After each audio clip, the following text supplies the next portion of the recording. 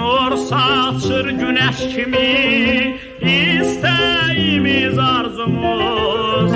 Eşqə düşən könlümü eyləmisən qərarsız. Eşqə düşən könlümü eyləmisən qərarsız. Ah, mən səni çox sevirəm, ay qara buğdayı qız. Mən səni çox sevirəm, ay qara buğdayı qız.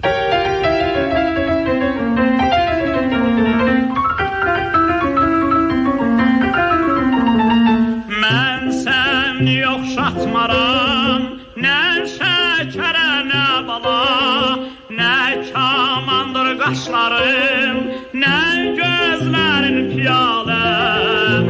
Eşqə düşən könlümü eyləmisən qərarsız. Eşqə düşən könlümü eyləmisən qərarsız.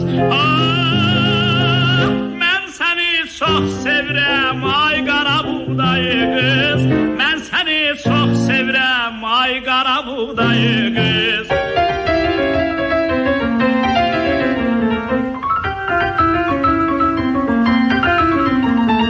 Sən bahar həyatımda çiçəklənən əmərsən, savdəlcə varlığında gözəllərdən gözəlsən.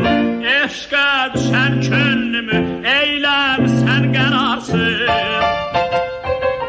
Eşqə düşən könlümü eyləmisən qərarsız. Ah, mən səni çox sevirəm, ay qara buğdayı qız. Mən səni çox sevirəm, ay qara buğdayı qız.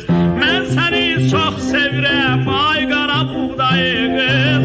Mən səni çox sevirəm, ay qara buğdayı qız.